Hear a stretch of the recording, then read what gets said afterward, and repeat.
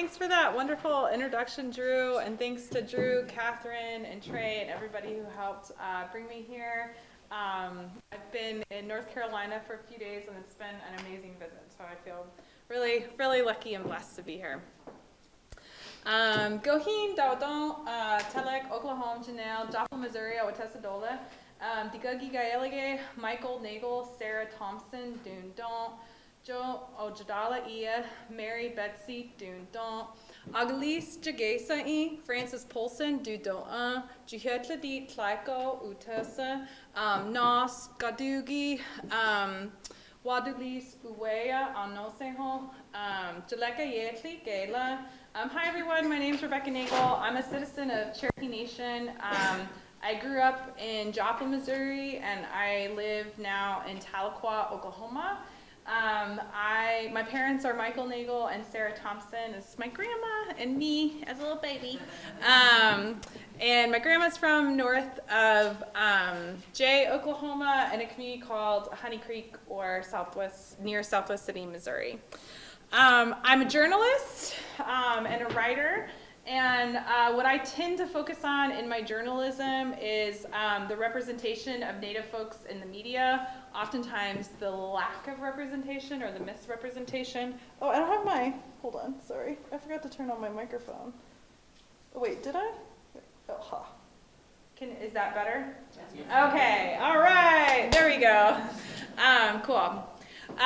So as a journalist, I tend to focus on the representation or the misrepresentation of Native folks in the media. The other thing that I focus on a lot is law and policy.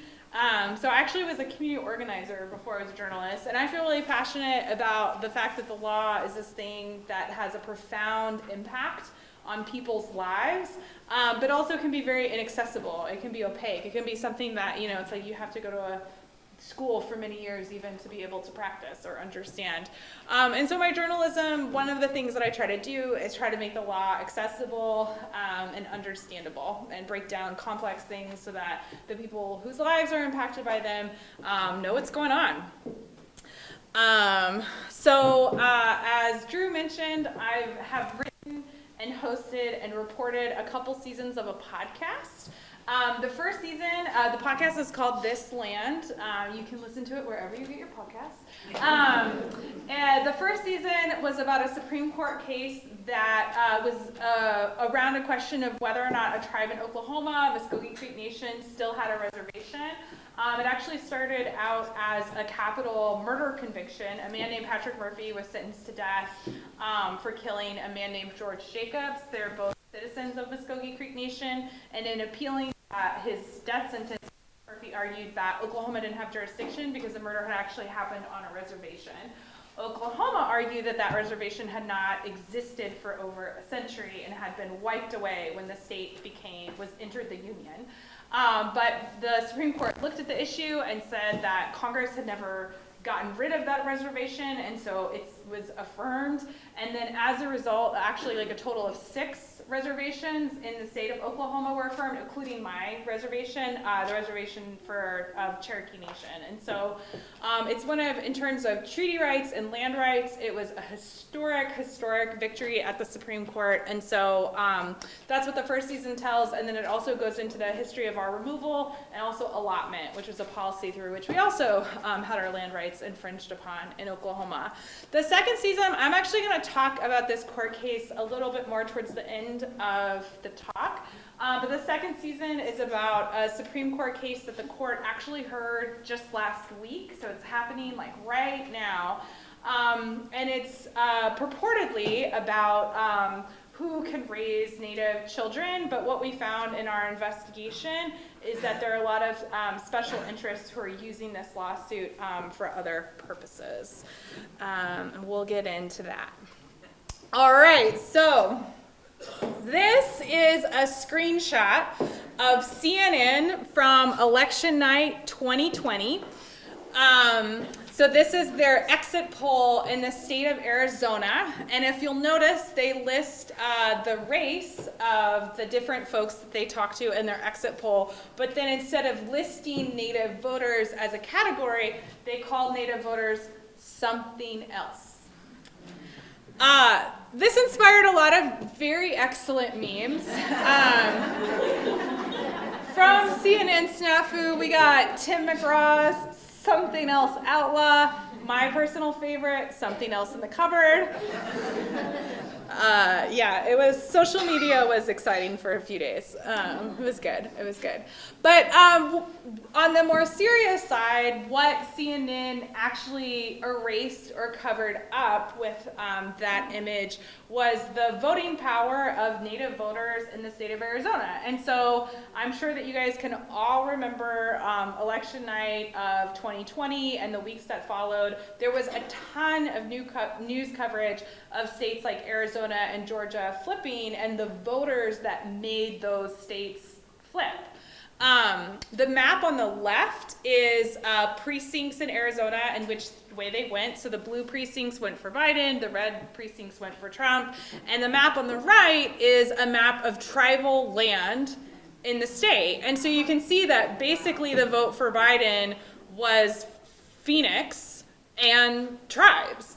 And so on some precincts on reservations in Arizona, people went for Biden by over 95%, and the Native vote turned out in high numbers. And so the story of Arizona flipping blue is absolutely a story about the power of the Native vote and Native voters in the state. And instead of reporting on that, CNN erased it. And this is common. CNN is not alone. So when you turn on the radio, when you're flipping through cable, when you're scrolling through Netflix, when you're watching TV, less than 1/10 of 1% of the people that you will see and hear will be Native American. Sometimes when I talk about the lack of representation that we have in mainstream media, people are like, oh, well, like, I mean, it's kind of a messed up thing to say, but people will say something along the lines of like, there's so few of you. And if we're about 2% of the U.S. population on the census, where we're also like woefully undercounted. So imagine if we were represented as 2% of everything, that means that every time there was like a top 100 Billboard songs, 2 of those songs would be by Native artists. Whenever there was a slate of Emmy nominees or Grammy nominees or Oscar nominees, 2 out of every 100 of those nominees would be Native. Instead, we get a nominee like once every decade or something. And so instead of being represented, maybe even like more than what our population is, since, it's like our land, or even just in proportion to our population, we're always like a fraction of a fraction of a fraction of a percent. There is a researcher named Dr. Stephanie Freiberg. I really recommend her work. She's Tahlequah. She's amazing. And what she's done is, in her research, is really put some numbers on this. And so one of the studies that she did is that she looked at every television character on TV between 1987 and 2007. And so in those 2 decades of television, she counted up over 2,300 TV characters. Can anybody guess how many of them were Native American? 2. More than 2. 5. Less than 5. 3. It was 3. Yeah, 3. So out of over 2,300 characters on TV, 3 were Native American. She did another study in 2015 where she looked at the top 100 Google image search results for Native American and American Indian. She did the same thing on the Bing search engine. And what she found was that 95%, so almost all, 95% of the images looked like this. They were from the past. They were historicized images, black and white, sepia toned. And I think what this study shows is that, or the 2 studies in combination, what they show is that we're almost never represented. And then when we are, it's not as contemporary, breathing, still walking this earth, real people. It's always as this historicized, romanticized past. And what Dr. Stephanie Freiberg's research shows is that this creates really deep bias in the public imagination of people in the United States where we're seen as less real, because there just aren't real images or depictions or news about us. And so Freiberg's research contributed to this report that is free, and you can read it. It's online. It's pretty great. It's called Reclaiming Native Truth. The other woman who did a lot of work on this report, her name is Crystal Echohawk, and she now runs an organization called Illuminated that does a lot of work around, they did a bunch of stuff actually in response to the CNN Something Else snafu. So they did a lot of work to try and make media representation around Native people better. But what the report did is that it did basically a big national survey of what do non-Native people think about Native people? And they surveyed folks, they did focus groups, and one of the big things that they found was that 2/3 of Americans don't think that Native Americans experience significant discrimination today. So maybe, racism or oppression of Indigenous people in the United States was a problem in the past, but it's not really a problem anymore, is what people who responded to this survey felt like. And I think what that shows is that when we're talking about things in the United States, when we're talking about policy, when we're talking about oppression, when we're talking about even just data, Native people aren't part of that conversation, and so people don't understand what's going on. And we're going to talk about a few examples of that. So this is an article from the New York Times. It came out in July of 2020. And they actually had to sue the CDC. So they sued the CDC to get COVID-19 data broken down by race. And they released this report, and it was a pretty big deal when it came out because it was, as the headline of the article says, it was one of the fullest looks at racial inequality in COVID to date. But you'll see in all of the racial categories that are listed that Native people aren't on the graph. And when you kind of go through and actually read the article, what happened is there's I think a passing mention of rates on Navajo Nation, but there's not really any big effort on behalf of the New York Times or the reporters to put what's happening with Natives and COVID in a national context and to talk about it within the context of this broader look at the data. I did a report for The Guardian in the early months of the pandemic, April 2020. And what I found, because I had started seeing all these reports about racial disparities in COVID and Native people being left out of them, and I knew that something else was going on. And so when I did that in April of 2020, I looked at states that were publishing COVID-19 data, and how we all had those COVID trackers. Well, a lot of states were also releasing demographic data, so men, women, age, and race. And so I looked at all the states that were releasing COVID-19 tracking data that included race, and half of them put Native people into the other category. And so instead of pulling out and reporting COVID deaths with including Native people, we were just categorized as other. Big cities that have really big urban Native populations, including New York and LA, were doing the same thing. It's a really consistent problem that actually happens across the board in data and public health data. And so we're just simply not being counted. I would argue that there's we will never know what the true toll of COVID-19 was in Native communities because of this. And there are other issues, there was a big study in Oregon that was done that looked at death certificates and found that 1/3 of Native people were listed as the wrong race on their death certificate that the study did. There was also, in the early days of the pandemic, IHS was struggling to have a central computerized data system, and IHS is Indian Health Services, which is the federal program through which a lot of Native people get our health care. So they didn't have an automated data system in April of 2020 to track COVID. And so we just, always happens, Native folks and the reporting on that really fell through the cracks. And when people have looked at the data, and even though it's incomplete, there was one study from the Washington Post that came out in August of 2021, And what it found was that while 1 in 1,300 white people had died of COVID, for Native Americans the rate was 1 in 240, much higher. But then again, not part of the conversation often. We also see this with missing and murdered Indigenous women. So this is an illustration by an artist on Instagram. Her handle is like on the woman's sleeve, but it's Sony_artist. She's great. And she made this illustration during the Gabby Petito case. Do you guys remember that? So she was a young woman who very tragically was, it appears that she was killed by her fiance, and at first she was missing and her family was trying to find her, and then her body was found. But there was sort of wall-to-wall news coverage about her being missing, and then there was this huge law enforcement response.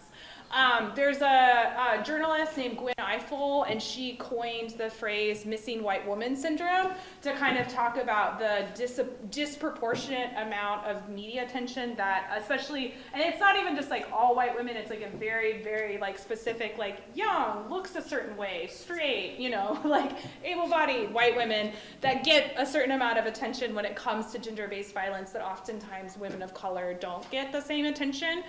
And it results directly in a change in law enforcement response. So we saw with Gabby Petito, again, there was this huge effort to find her remains, which is good that her family has that closure, but every family deserves that. And what we find a lot in Indian country is that, people, you just don't see the same responses. Oftentimes, family and community members getting together themselves to form search parties. And so that media, the difference in media has a real impact on how the cases are handled. This is a protest organized by the National Indigenous Women's Resource Center in 2015. I believe it was in 2015. And one of the things, so violence against Native women in the United States, the rates are very high. So 8 in 10 Native women will experience either stalking, sexual violence, or abuse in our lifetime. A really important statistic to put that into context is that the same study found that of the women who had experienced violence, 97% had been perpetrated by somebody who's not Native. And so there's a really big problem. Our tribes, it's starting to get fixed, and actually Eastern Band was a really big part of pushing for this. So the past 2 reauthorizations of VAWA have been partial fixes, but thanks to the Supreme Court, we're not allowed to prosecute non-natives who commit crime on tribal land. So if you wanted to go over to the Qualla boundary and steal a pack of gum or steal someone's car, the tribe is literally not allowed to prosecute you for those crimes. And so that, while violent crime trended down in the rest of the United States, it actually went up in a lot of tribal communities because people, of course, know what they can get away with. And so VAWA has been a partial fix to that. So tribes now they have to kind of jump through some hoops and do some special things, but can prosecute domestic violence and some sexual assault and child abuse and things, but we still don't have a full restoration of the jurisdiction that the Supreme Court took away. Oh yeah, the next slide's Warren. So I wanted to talk about Elizabeth Warren, and we're going to talk about Native identity and the complexities of it in a minute when I talk about ICWA. But I put this up here to talk about Warren because it was a while ago, and I actually think that the Google results are better now. But it was before she took the DNA test. I did a Google search for Elizabeth Warren Native American, and I made a little spreadsheet because I'm that kind of person of the search results.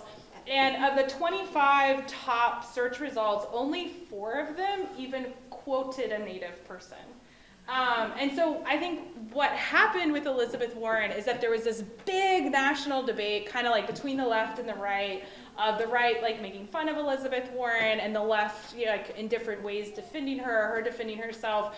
Essentially the debate was about like whether or not she could claim to be Cherokee, and really that debate is about Cherokee identity. And so there was this huge national debate about Cherokee identity, where like the media literally was not asking Cherokee people like what we thought.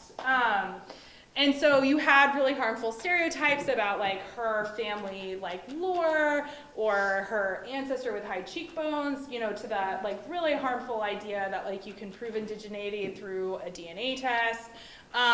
Or like a lot of ideas and debates also around like her blood quantum, which is like 0, but like people were trying to like, I don't know. And so, I think that just goes to show that, and I'm going to talk some about like how the stuff that brought this up is actually like really undermining tribal sovereignty today with the ICWA case. But I think it really covered up the fact that, one of the really important things about Cherokee identity is that there are, 3 federally recognized Cherokee tribes, 1 here in North Carolina, obviously, and then 2 in Oklahoma. And each of those tribes have their own government of Cherokee citizens that get to decide like who is a citizen and what that means. And that was completely erased in the media coverage about Warren. Cool. So this is the Google predictive search results for Do Native. So this is like what people are Googling about us. So, like, do we pay taxes? Yes. Do we get free money? No. Do we celebrate Thanksgiving? I guess it depends, like, on the person. I know. It's funny. I gave this talk one time, and my boyfriend watched, and it was, like, weeks later. He was like, people Googled whether or not we celebrate Thanksgiving. Like, he was just like, what the? But I think what this shows is just kind of like what the like starting point is for a lot of people in the United States. It's not good, but it's really not good. But I say that to say that I think it's like we can kind of look at it as like an individual failing and be like, oh, well, if you don't know this, like you need to go read a book, or you need to go educate yourself, or you need to Google it. Obviously, I guess these people are trying.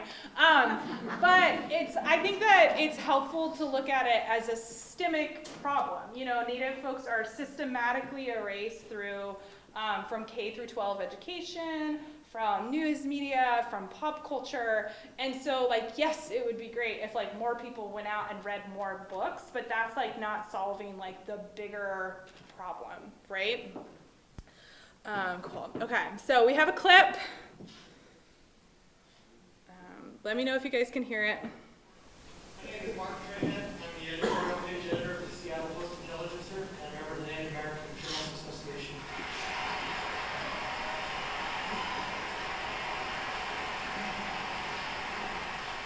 Most school kids learn about government in the context of city, county, state, and federal. And of course, tribal governments are not part of that at all. Mr. President, you've been a governor and a president, so you have a unique experience looking at it from 2 directions. What do you think tribal sovereignty means in the 21st century, and how do we resolve conflicts between tribes and the federal and state governments?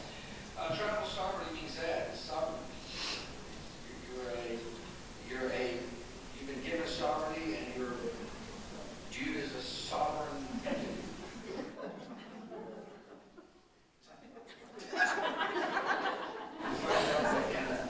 The tribe is one which means sovereignty.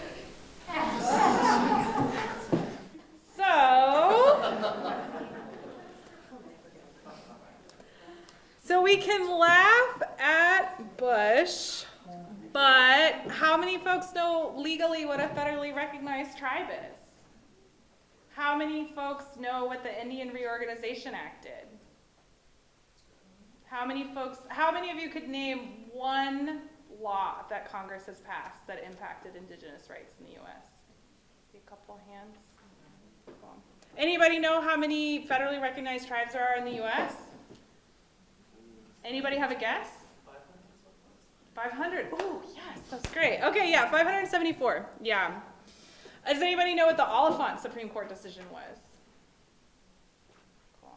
So I think we can laugh at George Bush, but I think that Yeah, like I think it's kind of where a lot of people are at. Like I think the idea that there are indigenous nations that have existed since before the U.S. was a country and that have a legal relationship with our federal government established by treaties, like through the same constitutional process that we sign treaties with other foreign governments, and that the U.S. has a trust and a treaty relationship to those indigenous nations, and that they still exist, that we're still here, that we still have land and citizens and laws and elections, I think is kind of a new idea to most people. And so I think we can laugh at George Bush stumbling over sovereignty, and I mean, it's a good laugh, like, but I think it's still, that's where like the American public is also, and I strongly believe that,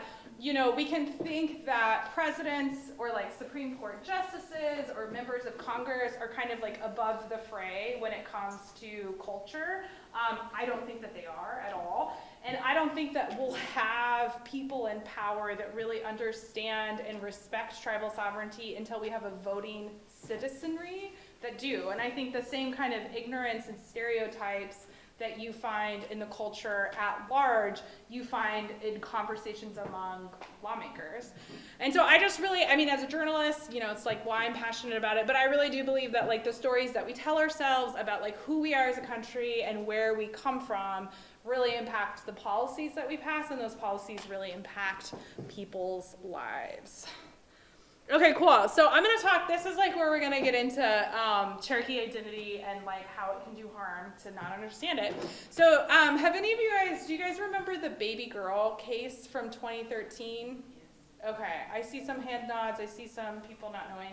So it was a Supreme Court case that went all the way to the Supreme Court about whether or not an adoptive couple in South Carolina or a Cherokee father should raise a little baby girl. And one of the things that happened is that during the course of the case going to the Supreme Court, the folks who were supporting the adoptive couple and fighting the tribe and the dad publicized the toddler's blood quantum and talked about how it was small and it was ridiculous that this law, which makes it harder to separate Native children from Native families, would apply to this kid because her blood quantum is so low, like, isn't it crazy that she's Cherokee, was basically the story in the media. The way the law works is called the Indian Child Welfare Act. It was passed in the late 70s to make it harder to separate Native children from their families and their tribes after that had been done systematically, and about a third of Native kids had been removed by child welfare agencies. The law, so it had been passed, and the way ICWA works is that it just applies to kids who are either enrolled in a federally recognized tribe or eligible for enrollment. And at the time, baby girl was enrolled in Cherokee Nation, and that's the beginning and the end of how her Cherokee identity and the law works. Done. Just about tribal citizenship. But the first sentence of the Supreme Court decision, authored by Alito, begins with what percent Cherokee this little toddler was. Completely factually irrelevant to the case and how the law applies, but it was like in the cultural soup of how people were talking about the case, and it's the first sentence of the opinion. And so that's why I think like the kind of whole Warren debate and people like not understanding what it means to be Native actually has like real consequences on law and policy. The Indian Child Welfare Act is being challenged today. So the Supreme Court heard a case last week called Holland v. Brackeen. A lot of people also just call it the Brackeen case. It gets that name from Chad and Jennifer Brackeen, pictured here, who are the lead plaintiffs. They wanted to adopt a Cherokee and Navajo toddler that they had been fostering. And they did. They adopted him. But they are still suing the federal government to say that ICWA violated their constitutional rights because it made it harder for them to adopt the toddler that they had been fostering. And that therefore it's kind of almost like a reverse discrimination argument that they were treated, they were put below Native families in placements where the kid should go, even though, again, like they won custody. What's scary about the lawsuit is that they're making a really, so that argument that ICWA, the Indian Child Welfare Act, discriminated against them and that it's based on race, kind of flies in the face of what courts and the law have said about Native people before, which is that tribes and tribal citizens are a political group. So just like certain laws apply to me because I'm a citizen of the United States or because I live in Oklahoma, certain laws apply to me because I'm a citizen of Cherokee Nation, and those laws don't flow from some kind of like special treatment. They actually flow from the treaty relationship between my sovereign Indigenous nation and the US federal government. What people are afraid of is that with this case, the Supreme Court could erase that and say, oh, well, tribes and tribal citizens are just a racial group. And then it changes what laws can apply to us. So just like if ICWA is racial discrimination, well, what about like the clinic where I go and get my health care that only serves tribal citizens? You know, if ICWA is racial discrimination against non-Native foster parents, what about laws that allow tribes to operate casinos where non-Native casino developers can't? You know, if we're just a racial group under the law, what racial group has their own land base, their own water rights, their own environmental regulations, their own elections, their own police force, their own courts, etc. And so the fear is that it's kind of almost like pulling loose thread on a sweater, or kind of almost like a stack of dominoes, where like if they can topple ICWA, there will be this like snowballing effect, and like really what's at stake is the whole of tribal sovereignty. And so, yeah, that's the Brad Keene case. And the media, it's actually gotten much better than Baby Girl, but this threat to tribal sovereignty, it was in Baby Girl. The legal arguments were in Baby Girl. The Supreme Court didn't go for it then. But since then, they've been bringing cases. So ICWA has been challenged like more times. Well, nearly as many, because now the Affordable Care Act has been challenged more times after they lost. But ICWA has been challenged nearly as many times as the Affordable Care Act in the past decade. And there's a concerted, coordinated campaign to strike it down. And a big part of how that campaign got breath and got life and got momentum was really, really, really crappy media coverage of what happened in these ICWA cases. And so if you look up the media coverage around Baby Girl, there was another case called Baby Lexi. It really, and even a lot of the coverage of Brad Keene's really focuses on the perspective of the white foster parents or the non-Native foster parents. And that like this, it's so awful, like this law took this baby from this home that loved them and they were just trying to get the baby a loving home. And it like completely masks the broader attack on tribal sovereignty and what's really at stake in the case. And so that is why accurate media coverage is important. But it's not all doom and gloom. I do personally believe that we're in a cultural moment where things are getting measurably better. And I personally attribute that to Standing Rock. I think the tribal citizens of Standing Rock Nation and the water protectors that joined them created a cultural moment where people started paying more attention to Indigenous issues. I think it was kind of a wake-up moment for a lot of people who maybe hadn't really thought about it. I remember it as like the first time in my lifetime that like my Native friends and my non-Native friends were like talking about the same thing. You know, that like what was getting a lot of attention within like Native circles was like spilling over. And so I think that a lot of the gains that we've had since then of people paying more attention to these issues are a direct result of Standing Rock. So here are some of those gains. This is Deb Haaland. She is the Secretary of the Interior. When she was elected to Congress in the midterms in 2018, she and Sharice Davis of Kansas were the first Native women who had ever been elected to Congress, ever, in the history of the United States. We've also had like a historic, I think it's like shifted some, but at one point we had 6 Indigenous people in Congress, so we also are having like historic numbers. For a long time, one. And so when Biden became president, there was actually a grassroots Indigenous-led campaign to really push for a Native Secretary of the Interior. The Interior Department is over the Bureau of Indian Affairs, which is a really old department in the government that has historically dealt with the relationship between the U.S. federal government and tribes, and it's done a lot of harm. And so Native people wanted to see a Native person at the helm. Deb Haaland was appointed and confirmed, and she's actually not only the first Native person to be the Secretary of the Interior, she's the first Native person to ever hold any cabinet position ever in the history of the United States. And I think it's important to note that representation is not the end-all be-all. It's not we've got a Native woman at the government, we're done. It's not that simple. But so I don't think of representation as the end goal. I think of it the lack of representation as a barrier, that because of the systemic erasure of Indigenous people, it makes everything harder.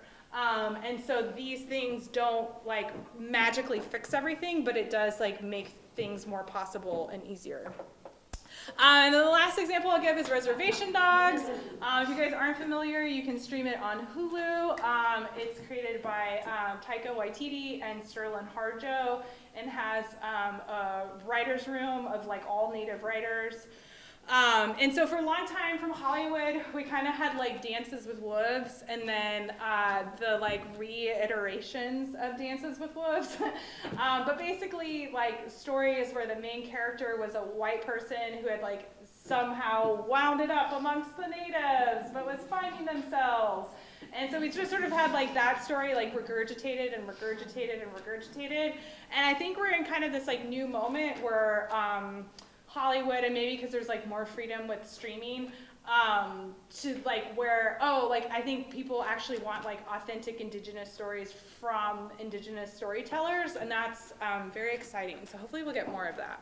But yeah, if you haven't watched, it's a really good show.